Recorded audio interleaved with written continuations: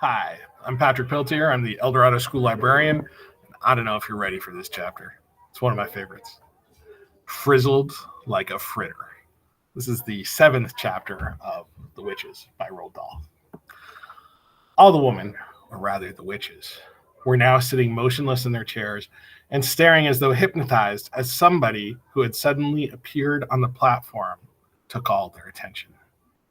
That somebody was another woman. The first thing I noticed about this woman was her size. She was tiny, probably no more than 4.5 feet tall. She looked quite young. I guessed about 25 or 6, and she was very pretty. She had on a rather stylish, long black dress that reached right to the ground, and she wore black gloves that came up to her elbows. Unlike the others, she wasn't wearing a hat. And there you see her. She didn't look to me like a witch at all, but she couldn't possibly not be one. Otherwise, what on earth was she doing up there on the platform? And why, for heaven's sake, were all the other witches gazing at her with such a mixture of adoration, awe, and fear? Very slowly, the young lady on the platform raised her hands to her face. I saw her gloved fingers unhooking something behind her ears, and then she caught hold of her cheeks and lifted her whole face clean away. The whole of that pretty face came away in her hands. It was a mask. As she took off the mask, she turned sideways and placed it carefully upon a small table nearby. And when she turned round again and faced us, I very nearly screamed out loud. That face of hers was the most frightful and frightening thing that I have ever seen. Just looking at it gave me the shakes all over. It was so crumpled and wizened, so shrunken and shriveled. It looked as though it had been pickled in vinegar. It was a fearsome and ghastly sight. There was something terribly wrong with it, something foul and putrid and decayed. It seemed quite literally to be rotting away at the edges. And in the middle of the face, around the mouth and cheeks, I could see the skin all cankered and worm-eaten, as though maggots were working away in there. There are times when something is so frightful, you become mesmerized by it and can't look away. I was like that now. I was transfixed. I was numbed. I was magnetized by the sheer horror of this woman's features, but there was more to it than that. There's a look of serpents in those eyes of hers as they flashed around the audience. She looks so bad. I knew immediately, of course, that this was none other than the Grand High Witch herself. I knew also why she had worn a mask. She could never have moved around in public, let alone book into a hotel, with her real face. Everyone who saw her would have run away screaming. "Zados!" shouted the Grand High Witch in a voice that filled the room and bounced around the walls. "Are they chained and bolted?"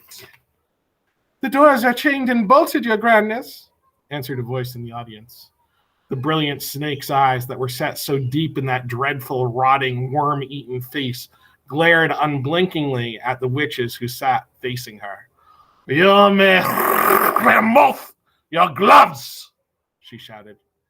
Her voice, I noticed, had that same hard metallic quality as the voice of the witch I had met under the conker tree. Only it was far louder and much, much harsher. It rasped, it grated, it snarled, it scraped, it shrieked, and it growled. Everyone in the room was peeling off her gloves. I was watching the hands of those in the back row. I wanted very much to see what their fingers looked like, and whether my grandmother had been right. Yes, I could see several of them now. I could see the brown claws curving over the tips of the fingers.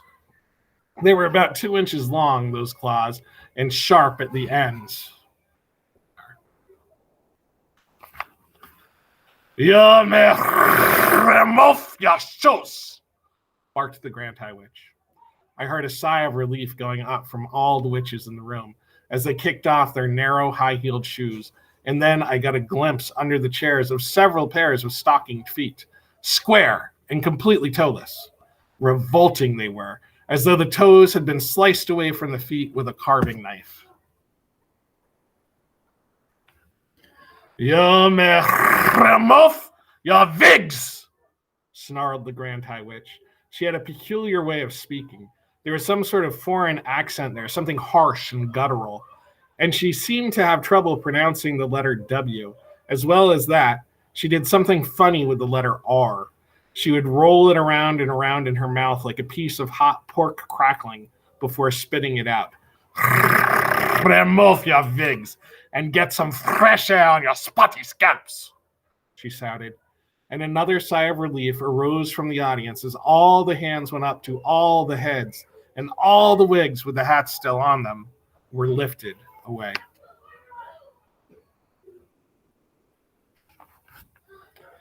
There now appeared in front of me, row upon row of bald female heads, a sea of naked scalps, every one of them red and itchy looking from being rubbed by the linings of the wigs. I simply cannot tell you how awful they were, and somehow the whole sight was made more grotesque, because underneath those frightful, scabby, bald heads, the bodies were dressed in fashionable and rather pretty clothes. It was monstrous. It was unnatural. Oh, heavens, I thought. Oh, help. Oh, Lord, have mercy on me. These foul, bald-headed females are child killers, every one of them. And here I am, imprisoned in the same room, and I can't escape. At that point, a new and doubly horrifying thought struck me. My grandmother had said that with their special nose holes, they could smell out a child on a pitch-black night right from across the other side of the road. Up to now, my grandmother had been right every time.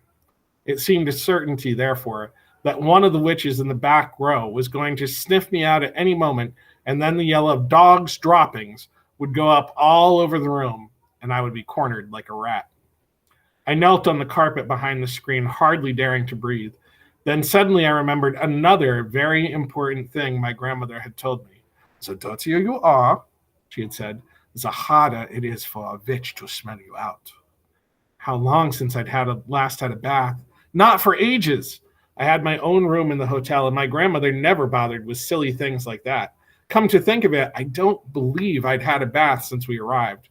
When had I last washed my hands or face? Certainly not this morning. Not yesterday either. I glanced down at my hands. They were covered with smudge and mud and goodness knows what else besides. So perhaps I had a chance after all. The stink waves couldn't possibly get out through all that dirt. "Witches of England!" shouted the Grand High Witch. She herself, I noticed, had not taken off either her wig or her gloves or her shoes. "Witches of England!" she yelled. The audience stirred uneasily and sat up straighter in their chairs. "Miserable witches!" she yelled. "Useless, lazy witches! Feeble, crippling witches! You are a heap of idle, good-for-nothing worms!" A shudder went through the audience. The Grand High Witch was clearly in an ugly mood, and they knew it. I had a feeling that something awful was going to happen soon. "I am having my breakfast this morning," cried the Grand High Witch, "and I am looking out of the window at the beach. And what am I seeing? I am asking you, what am I seeing? I am seeing a revolting sight. I am seeing hundreds. I am seeing thousands of rotten, repulsive little children playing in the sand. It is putting me right off my foot. Why have you not got rid of them?" she screamed. "Why have you not rubbed them all out? These filthy, smelly children." With each word she spoke, flecks of pale blue phlegm shot from her mouth like little bullets. "I am asking you, why?" she screamed. Nobody answered her question. "Children smell," she screamed. "They stink out the world. We do not want these children around here." The bald heads in the audience all nodded vigorously. One child a week is no good to me, the Grand High Witch cried out. Is that the best you can do? We'll do better, muttered the audience. We will do much better. Better is no good either, shrieked the Grand High Witch.